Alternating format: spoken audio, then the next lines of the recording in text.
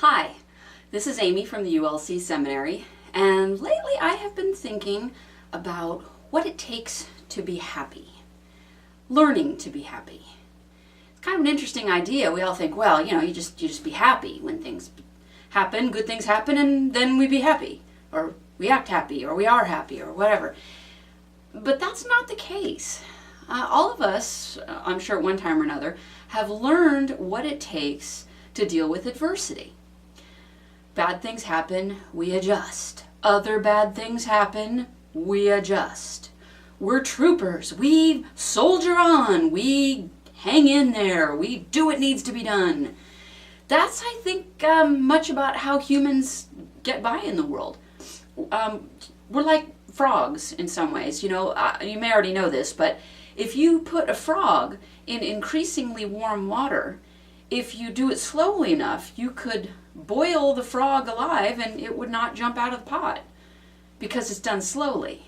And that's how it is for most of us in our lives. We have something bad that happens and, the car breaks down. Okay, we'll find a way to pay the bills. We'll find a way to get through this illness. We'll find a way to deal with death and destruction and other kinds of things.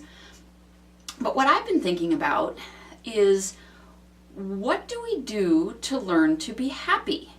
How do we adjust to happiness? It's kind of a strange idea that I'd never really thought too much about before, because, there's times when, hey, things are going well today, the weather's nice, all right, I'm happy, yeah. But what if life has been increasingly stressful for years and years and years, and I know a lot of you know just what I'm talking about, and then that stress gets better. Like maybe you've been living on the edge financially for a long time, and then you get a fabulous job with 4 times your pay, and all of a sudden you're not starving anymore and you're not struggling to pay the bills. And so you and your spouse start getting along better because you're not stressed about money, and the kids start relaxing because they realize they're going to have enough to eat, and things like that. What if things get better? Then what do we do? So I've been thinking about that lately, about what do you do to get used to things being good? In some ways, I think life is like chronic PTSD.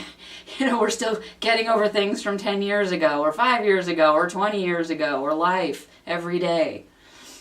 So what I've been playing with is the idea of allowing happiness and doing it slowly, like a frog, but in reverse. Instead of saying, I can deal with this negative adjustment, how about I can deal with this positive adjustment?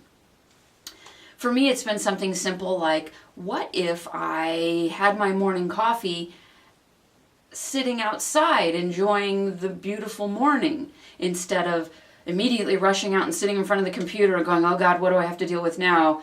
Instead, saying, I'm gonna invite a little pleasantness into my morning and just maybe get up a little earlier or work a little later, whatever, but taking that half an hour and sitting out with a cup of coffee and saying, what a great morning. What beautiful weather. Everything is peaceful. And just work on allowing that moment of goodness into my life. And allowing it to maybe turn into another moment of goodness entering into my life, where I can say, this is okay. This moment is okay.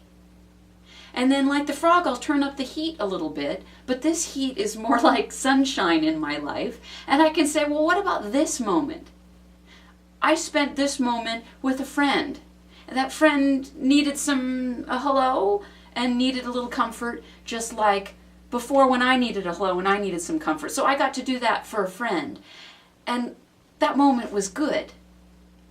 And I'm going to allow that and say, okay, I can have a good morning cup of coffee and then a good day with a friend. And I'm not going to allow any other worries or problems to come in. Well, what about when the other shoe drops?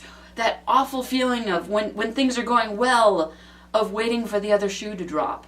That's the calm before the storm. Well, what if the calm was just before more calm? What if that was possible?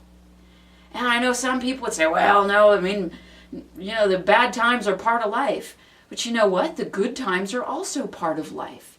And what if that bad time was the storm before the other calm. You have a calm, and then you have a tiny little storm of something before the next calm. That's what I'm working on. I think it's an interesting thing to play with. So give yourself a few minutes and appreciate your moment of calm. And see if you can build on that to allow yourself the pleasure of having more calm in your life, because you deserve it. Hope you have a great day. I'm Amy with ULC Seminary.